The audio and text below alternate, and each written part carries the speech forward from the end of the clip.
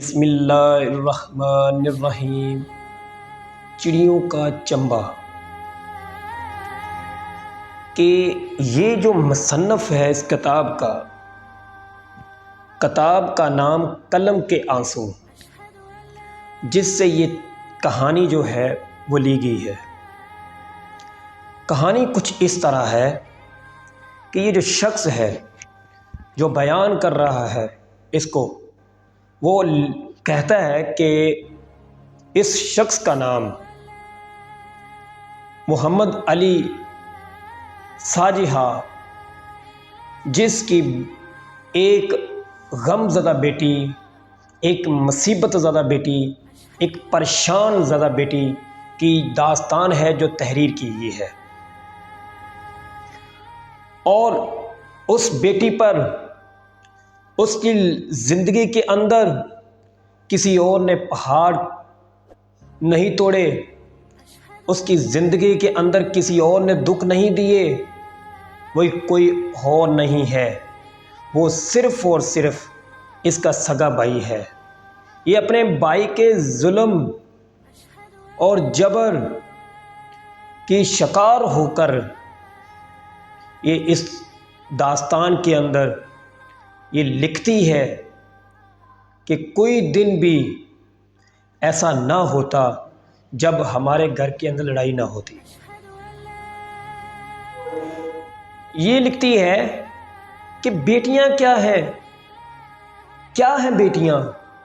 بیٹیاں تو وہ ہیں جو گلشن کی بلبلیں ہوتی ہیں، جو گلشن کی کوئلیں ہوتی ہیں، جو گلشن کی چڑیاں ہوتی ہیں۔ بیٹیاں اللہ پاک کی رحمت ہوتی ہیں۔ بیٹیاں جس گھر کے اندر ہوتی ہیں وہاں کی زینت، اور اس گھر کو، اس اجڑے ہوئے ویران گھر کو وہ رونق زدہ بنا دیتی ہیں، وہ چمکا دیتی ہیں۔ بیٹیاں جس گھر کے اندر چلتی پھرتی ہیں، اپنے قدموں سے، اپنے پیارے پیارے آنکھوں سے، اس اپنے پیارے پیارے بول چال سے اس اجڑے ہوئے گھر کے اندر رونق پیدا کر دیتی ہیں۔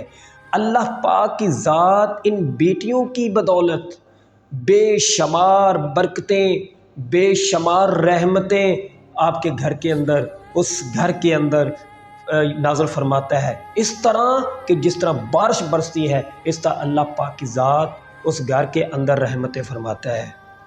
بیٹیاں اپنے شخصیت کو، اپنے آپ کو، اپنے وجود کو وہ صرف اور صرف فنا کر دیتی ہیں، اور وہ اپنے سگے بھائیوں کی خاطر، اپنے باپ کی خاطر، اپنے بھائی اور سگے بھائیوں کی مصیبتوں، ٹینشنوں، پریشانیوں کو دیکھ کر کے وہ مسلے پر بیٹھ کر کے گھنٹے سے زیادہ ٹائم جو ہے وہ ہاتھ اٹھا کر کے اپنے اللہ پاک کی ذات سے اس مصیبتوں کا حل کا کفارہ کرتی ہیں۔ بیٹیاں تو وہ ہیں جو مہمان کے آنے سے، آپ کے کسی کے قریبی رشتہ دار کے آنے سے، اور آپ کی خاطر وہ طرح طرح کے لوازمات، طرح طرح کے کھانے، طرح طرح کی چیزیں آپ کے لیے اور آپ کے لیے نوکرانی بن کر وہیں پہ وہ کچھ عرصہ یہاں گزار دیتی ہیں۔ بیٹیاں تو وہ ہیں کہ یہ جو بیٹیاں ہیں یہ ایسے ہیں جیسے چڑیوں کا چنبا ہوتا ہے، یہ ایسے ہیں جیسے کوئلیں ہوتی ہیں، یہ چڑیوں کو، یہ ایسی کونجیں ہیں جو جس دن ایک دن ایسا بھی ہونا ہے کہ انہوں نے اپنی ڈار سے الگ ہو جانا ہے۔ یہ پرائی امانت ہیں، آج یہاں ہیں جس گھر کے اندر، جس باپ کے گھر کے اندر اس کو چمکانے کے لیے، اس کو مہکانے کے لیے پتہ نہیں کتنے تگ و داؤد کر دیتی ہیں، کتنا اپنے آپ کو، اپنی شخصیت کو اس گھر کے اندر فنا کر دیتی ہیں۔ اے شخص، اے لوگوں، اے بھائیوں، یہ ان بھائیوں کے لیے ویڈیو ہے، یہ ان باپوں کے لیے ویڈیو ہے جو بڑے ظلم اور ظالم ہیں، جو بڑے سخت ہیں، جن کا مزاج بڑا اکھڑا ہوا ہے، اور وہ باپ جو ان پڑھ ہونے کے ساتھ ساتھ بڑے نہایت اکھڑ مزاج کے ہیں، نہایت کند ذہن کے ہیں، جو یہ نہیں جانتے کہ بیٹیاں کیا ہیں۔ بیٹیاں اللہ پاک کی رحمت ہوا کرتی ہیں۔ بیٹیوں کا وجود اس گھر کے اندر ایسے جیسے فرشتوں کی ملکوتی سی گوارا اس گھر کو بہنا دیتی ہیں۔ بیٹیاں تو وہ ہے جس گھر کے اندر رہتی ہیں، اس اجڑے ہوئے گھر کو بھی ایک رونق زدہ بنا دیتی ہیں۔ اے بھائیوں، ان بیچاریوں پر شفقت کیجئے گا، یہ صدا آپ کے گھر کے اندر نہیں رہنے والی، یہ پرائی امانتیں ہوتی ہیں، یہ تو کنجے ہیں، انہوں نے ایک دن اڑ جانا ہے اور واپس کبھی بھی آپ کے گھر کو یہ کبھی بھی بے شک نہ آ سکیں۔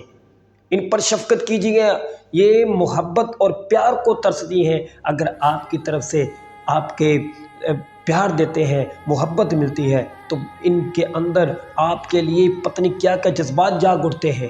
انہیں شفقت چاہیے، ان بیٹیوں کو آپ سے پیار چاہیے۔ انہیں کسی جائیداد کی، کسی پراپرٹی کی، کسی قسم کی، ان کو کسی جائیداد کے اندر حصے کی ضرورت نہیں ہے، بس ان کو پیار کی ضرورت ہے۔ بہنیں آپ کے لیے دعائیں کرتی ہیں، بھائیوں کے لیے دعائیں کرتی ہیں، باپ کے لیے دعائیں کرتی ہیں۔ جب باپ کو کوئی مصیبت آتی ہے، جب ماں کو کوئی مصیبت آتی ہے، جب بھائیوں کو کوئی مصیبت آتی ہے، تو ساتھ کوئی نہیں نبھاتا سوائے ان بہنوں کے۔ سب سے پہلے بہن پہنچی ہوتی ہے بھائی کے پاس، اس باپ کے پاس سب سے پہلے بہن پہنچی ہوتی ہے۔ ابھی بھائی پیچھے ہوتا ہے تو بہن پہلے، چاہے وہ اسلام آباد کے اندر ہو، چاہے وہ کسی کنٹری کے اندر ہو، سب سے پہلے وہ باپ کے پاس پہنچی ہوتی ہے، وہ اپنی ماں کے پاس پہنچی ہوتی ہے، وہ اپنے بھائی کے پاس پہنچی ہوتی ہے۔ اگر اس چیز کو سمجھا جائے تو یہ بیٹیاں ہیں، یہ وہ بیٹیاں ہیں جو اسلام کے قوانین کو فالو کرتی ہیں اور اپنے آپ کو ایک گھر کی چار دیواری کے اندر بند کرتی ہیں اس وقت تک جب تک وہ کسی کی ہو نہیں جاتی، اس وقت تک وہ اپنے آپ کو اس گھر کے اندر کی زینت بنا دیتی ہیں، اس وقت جب تک وہ کسی کے ہاں چلی نہیں جاتی بیاہ کر کے۔ یہ بیٹیاں ہیں، یہ کنجے ہیں، یہ وہ پرندے ہیں جنہوں نے کچھ دن آپ کے ہاں سے دانہ چگ کر کے اڑ جانا ہے، آپ کے ہاں سے دانہ چگ کر اڑ جانا ہے، یہ ہو سکتا ہے کبھی واپس نہ آئے۔ بیٹیاں اللہ پاک کی رحمت ہوا کرتی ہیں۔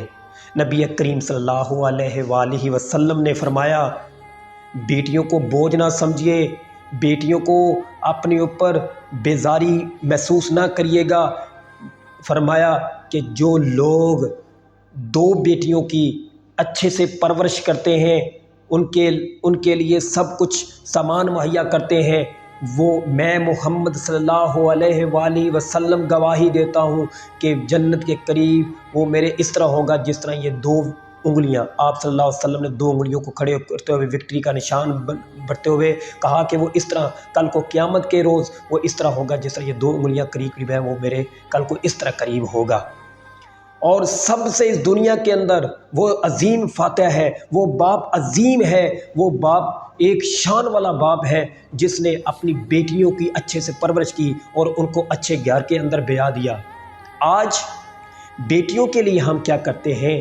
بیٹیوں کے لیے ہمیں چاہیے کہ ان کے لیے اچھا نیک سیرت، ایک اچھے کردار کا مالک، ایک اچھے اخلاق کا مالک اور اچھا پڑھ لکھا شخص ہمیں اس کے لیول کے مطابق اس کو ڈھونڈ کر کے دینا چاہیے، تاکہ ہم اس کی ابتدائی جو زندگی ہے وہ ایسی وقار زندگی بنا دیں، اس کی ایسی بنیاد رکھیں کہ وہ ہمیں زندگی تک جب اینڈ تک اس نے جانا ہے، یہ کبھی بھی اس گھر کے اندر آپ کے ساتھ، اپنے ماں باپ کے ساتھ کبھی بھی رہنے والی نہیں ہے۔ یہ پرائی مانت ہوتی ہے، میں کئی بار کہہ چکا ہوں۔ یہ تو صرف اور جسٹ کچھ دن کی مہمان ہوتی ہے جس نے آپ کے پاس رہنا ہوتا ہے، پھر یہ کسی اور کی زندگی کے اندر آ کر کے اس کی زندگی کو، اس اجنبی شخص کی زندگی کو چمکاتی ہے، اس کو سونا بناتی ہے، اور پھر حتیٰ کہ یہ نہیں ہے صرف اس کی زندگی کے اندر آ کے چار چاند لگاتی ہے، اس کی زندگی کے اندر آ کے رونق لگاتی ہے، بلکہ پھر ساری زندگی اس کا ہو کر کے رہ جاتی ہے۔ جس گھر کے اندر یہ آتی ہے، اصلی گھر یہ ماں باپ کا نہیں ہوتا، اس بیٹی کا اصلی گھر تو وہ ہوتا ہے جس گھر کے اندر یہ بیاہ کر کے آ جاتی ہے، اور پھر اس کے لیے یہ سارے جتن کر دیتی ہے، اس کے لیے ساری خوشیاں اپنی فنا کر دیتی ہے، اس ہستی کے اندر وجود اپنے آپ کو فنا کر دیتی ہے جس کے ساتھ یہ بیاہ کر کے آتی ہے۔ یہ بیٹیاں ہوتی ہیں ان بیچاریوں پہ شفقت کیجیے گا۔ اب یہ جو کہانی ہے کچھ اس طرح ہے کہ یہ بیٹی جس کی شادی ہوئی اور اس کے ہاں ایک بیٹی پیدا ہوئی، اس بیٹی کو، اس شیر خوار بچی کو اپنے سامنے رکھ کر کے اس کو مخاطب کرتے ہوئے اپنی اس غم داستان کو تحریر کرتی ہے جو کہ لکھی گئی ہے۔ کیا کہتی ہے؟ اے پیاری بیٹی زوبیا، یہ آج میں تمہیں جو داستان سنا رہی ہوں اس کے اندر ایسے غم موجود ہیں جو کہ کوئی نہیں جانتا۔ دنیا صرف یہی جانتی تھی، اہل محلہ صرف یہی جانتے تھے کہ اتنی خوبصورت اور اتنی حسین و جمیل لڑکی کے ہاں کیسے غم ہوگا، لیکن ان کو یہ نہیں پتہ یہ کہ اس کی زندگی کے اندر کتنے غم موجود ہیں۔ یہ تو صرف یہی سوچتے ہیں۔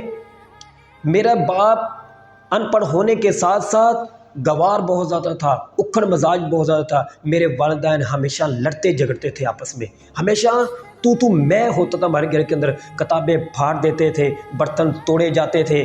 کبھی تو والد جو تھا وہ مجھ سے یعنی ہم سے اتنا زیادہ پیار کرتا تھا، کبھی حد سے زیادہ نفرت اور اتنا مارتا تھا جس کی حد نہیں ہوتی۔ ایسی فیملی کے اندر، ایسے سوسائٹی کے اندر پیدا ہوئی جہاں پہ محبت نام کا تو کوئی تصور ہی نہیں تھا۔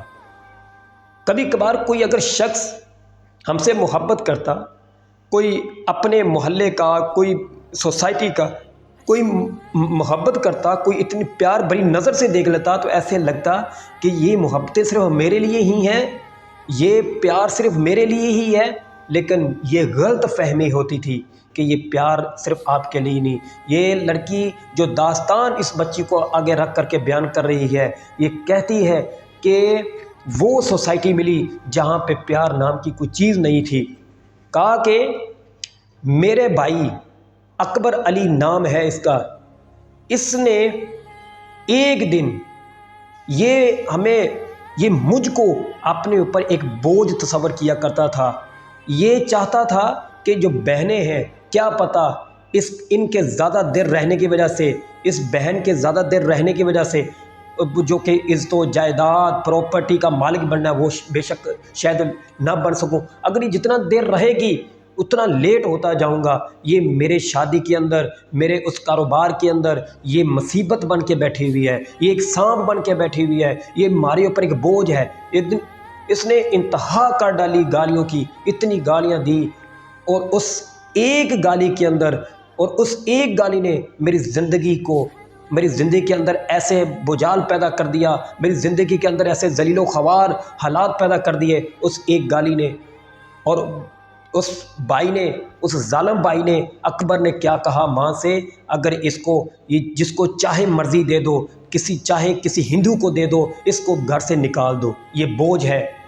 تو ماں بہرحال غصے میں تھی، لیکن اس کی باتوں کا جواب دیتے ہوئے ماں کو یہ بعد میں ڈر لاحق ہو گیا کہ کہیں یہ میری بیٹی کو جو یہ نقصان ہی نہ دے دے۔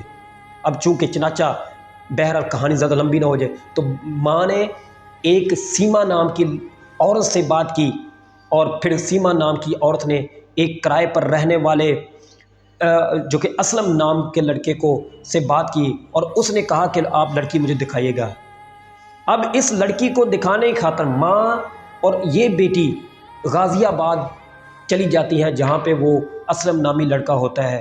اسلم نامی لڑکا اب چونکہ یہ اس سیما نامی عورت کے گھر سے پہلے رکتے ہیں، پھر وہاں سے جب رستے میں آ رہے ہوتے ہیں تو وہ کہتی ہے کہ ہاں شاہدرہ اس لڑکی کا نام ہے جس کو بیانہ ہے، کہتی ہے کہ چلو وہ اس اسلم نامی بندے نے تمہیں دیکھنا تھا۔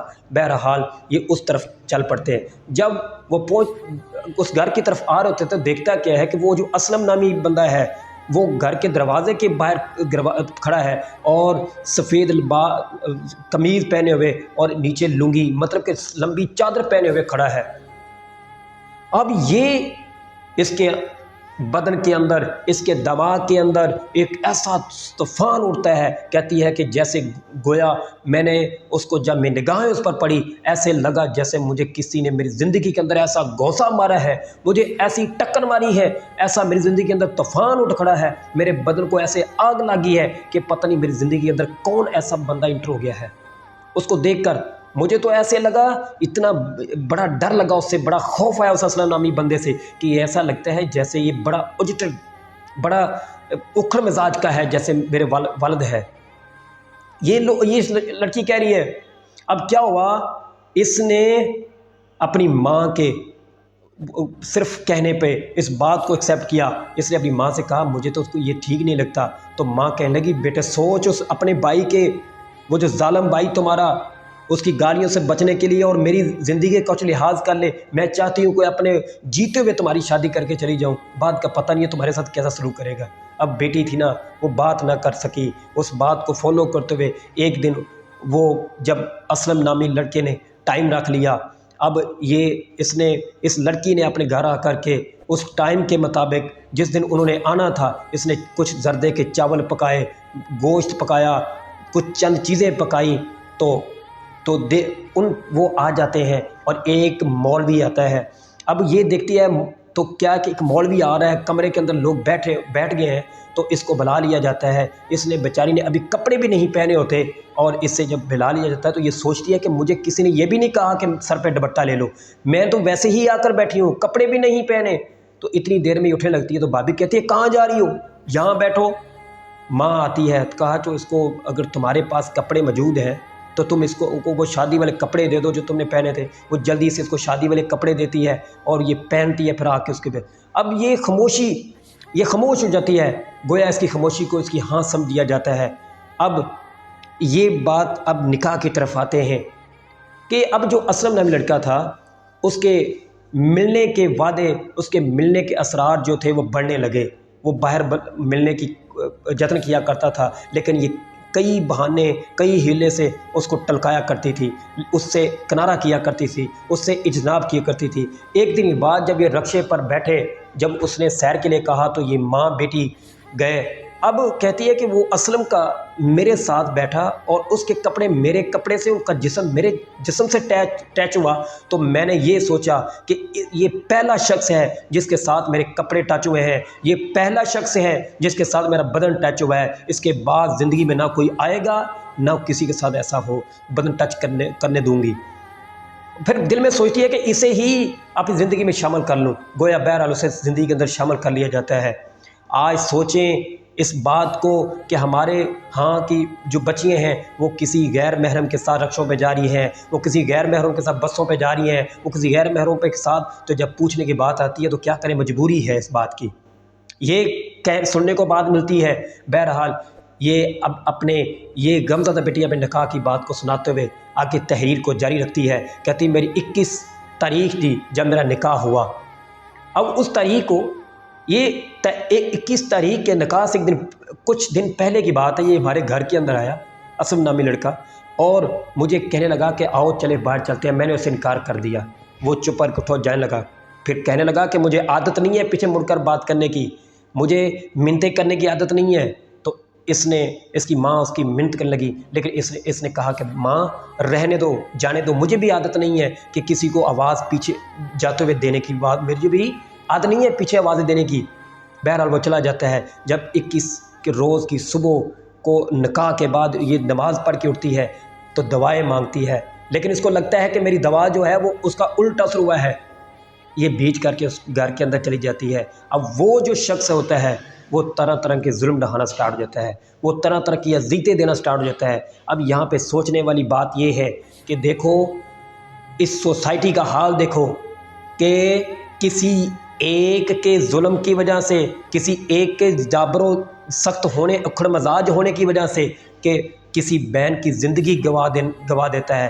ایسے بھائی، ایسے باپ جو اپنی انا کو آگے رکھتے ہوئے، اپنے تکبر اور میں کو آگے رکھتے ہوئے بیٹیوں کی زندگی کو پتنی کتنی اس امت کے اندر جتنی جوان بیٹیاں ہیں ان کے ایسی باتوں کی وجہ سے گھر اجڑ جاتے ہیں. ایسی باتوں کی وجہ سے ہاں چپ کر کے وہ کسی ایسے لوگوں کے ساتھ مل جاتی ہیں جس گھر کے اندر ان کے مقدر لکھے نہیں ہوتے پر دھکے سے بنا دیے جاتے ہیں، اور ان کی زندگی کو انہیں ایسے جہنم کے اندر دھکا دیا جاتا ہے کہ ان کی زندگی ایسے جیسے گیلی لکڑی ہوتی ہے تو سلک کر تڑپ کر وہ مرتی ہیں اور ساری زندگی وہیں گزارتی ہیں. پھر اس شخص کے ہاں اس کی اولاد کی نوکر بن کر کے اپنی ساری زندگی ایک گھر میں گزار جاتی ہیں۔ دیکھیے سمجھیے گا اس بات کو کہ بہنیں کیا ہوتی ہیں، بیٹیاں کیا ہوتی ہیں۔ یہ بیٹیوں کے کردار کو آپ جانیں کہ بیٹیاں کسی کے لیے کیا ہو سکتی ہیں۔ آپ کے گھر کی بیٹیاں شہزادی ہوا کرتی ہیں، باپ کے گھر کی بیٹیاں شہزادی ہوا کرتی ہیں، لیکن اگلے گھر کے اندر جا کے یہ ملکہ نہیں بن سکتی، اگلے گھر کے اندر جا کے وہ حکم نہیں چلا پاتی جو یہاں ماں باپ کے گھر کے اندر چلایا پاتی ہیں۔ یہ یہاں پہ رہتے ہوئے ایسے ایسے حکم جاری کر دیتی ہیں، لیکن وہاں جا کر یہ چپ ہو جاتی ہیں۔ یہ کبھی کبھار وہاں سے جب واپس آتی ہیں تو بھائیوں سے بھی شرماتی ہیں، بھائیوں سے بھی پیسے لیتے ہوئے بھی شرماتی ہیں، ڈرتی ہیں، اور جب کبھی جانے کا کہتی ہیں تو یہ پتہ نہیں ہوتا کہ یہ کب آنے کا کہہ جائیں۔ یہ اب جب ان سے پوچھا جاتا ہے کہ آپ کب لوٹ کر آئیں گی بہن، بیٹی سے جب پوچھا جاتا ہے کہ بیٹی کب لوٹ کر آؤ گی، ذرا آنکھوں میں آنسو آ جاتے ہیں اور پھر یہ کہہ کر چلی جاتی ہیں پتہ نہیں اب کب واپس لوٹ کر آؤں گی۔ تو سوچیں نا، وہ آپ کے لیے قربانیاں دے رہی ہیں، وہ آپ کے لیے سب کچھ کیا جا رہا ہے، آپ اتنے اکھڑ مزاج اور اتنے تکبر والے پرسن بن بیٹھے ہیں کہ ایک وہ بھائی جو اتنے ظالم ہو جاتے ہیں اپنی انا کی خاطر، اپنے جائیداد کو لینے کی خاطر اور اپنے حق جمانے کی خاطر بہنوں کو زندگی کو اجیران کر دیتے ہیں، بہنوں کی زندگی کو تباہ و برباد کر دیتے ہیں۔ ایسے بھائیوں سے اللہ پاک کی ذات اجتناب کرے، ایسے والدین سے۔ وہ بیٹی جب گھر کے اندر سے رخصت ہوتی ہے تو نہ کہ رونے والا، اب نہ کوئی پاس باپ ہوتا ہے، نہ ماں ہوتی ہے، ماں کسی کام کے لیے باہر ہوتی ہے۔ وہ بیٹی جب نکاح پڑھا جا رہا ہوتا تو نظر دوڑاتی ہے، آس پاس کوئی ہوتا ہی نہیں ہے۔ اب وہ بیٹی، وہ بھائی شکتی سے اس کے ہاتھ پکڑ کر کے دستخط کروا دیتا ہے، اس کو تو اتار بار پھینکنے کی ضرورت ہوتی ہے، وہ تو بہن کو ایسے پھینک رہے جیسے کبھی واپس نہ آئے۔ ابھی وہ چپ کر کے دہلیز سے اپنے آنسو کو سمیٹ کر کے وہاں سے رخصت ہو جاتی ہے۔ سوچیں ہیں یہ بیٹیاں کبھی واپس آئیں گی؟ یہ پھر ماں باپ کی دہلیز سے فارغ ہو جاتی ہیں، یہ پرائی امانتیں یہاں سے ہمیشہ کے لیے رخصت ہو جاتی ہیں۔ ان کا پتہ نہیں ہوتا یہ کب واپس آ جائیں لوٹیں، کوئی پتہ نہیں ہے۔ یہ مشکل ہوتی ہیں، یہ ایک بار اڑ جاتی ہیں تو پھر اس گھر کے اندر آنا ان کا مشکل ہو جاتا ہے۔ اگر وہاں پیار ملے تو یہ ادھر والے پیار کو بھلانا سٹارٹ ہو جاتی ہیں، اگر وہیں زندگی کے اندر وہیں ضلالتیں جو یہاں پہ مطلب پیار نہیں ملتا تو پھر وہاں پہ اگر پیار نہ ملے تو یہ ساری زندگی ان کے لیے جہنم ہو جاتی ہے۔ یہ بیٹیاں پیار کو ترستی ہیں، یہ بیٹیاں اپنے پیاروں کو ترستی ہیں، یہ بیٹیاں وہاں پہ جا کر کے گھر نہیں بھول جاتی، بہنوں کو نہیں بھولتی، بھائیوں کو نہیں بھولتی، ان ماں باپ کے وہ جو اٹھایا ہوتا جوڑیوں کے اندر، جو کھلایا ہوتا ہے پیار سے، جو بھائیوں کے پیار، ماں باپ کا پیار وہاں پہ بھی یاد آتا ہے تو وہاں سے اپنے آنسو کو سمیٹ کر کے آنسو میں لے کے اس آنسو کو سمیٹ لیتی ہیں۔ کیا کرتی ہیں؟ مجبور ہوتی ہیں، واپس نہیں آ سکتی، اب ان کی چلتی نہیں ہے۔ یہ کہانی بہت ایموشنل لیس ہے، یہ چاہے تو کسی بندے کو رلا دے، ایسی کہانی ہے۔ سٹوری جو ہے بڑی سبق موزن ان والدین کے لیے ہے، ان بھائیوں کے لیے ہے جو اکڑ مزاج کے ہیں، جو تکبر کو صرف رکھتے ہیں اور اپنی انا کو رکھتے ہیں۔ زندگی میں یاد رکھیے گا، بیٹیوں کے نصیب سے ڈریے گا، بیٹیوں کے نصیب سے ڈریے گا، بیٹی کے پیدا ہونے سے نہیں، بیٹیوں کے نصیب سے ڈریے گا۔ کوئی پتہ نہیں کہ وہ کہاں اور کس گھر کے اندر، کس جہنم کے اندر گر جائے، پتہ نہیں اس کے نصیب کیسے ہو جائیں۔ اللہ پاک کی ذات سے یہ دعا ہے کہ ہر بیٹی کے مقدر کو، ہر بیٹی کے نصیب کو اچھا کرے اور اچھا رہنے کی توفیق عطا فرمائے۔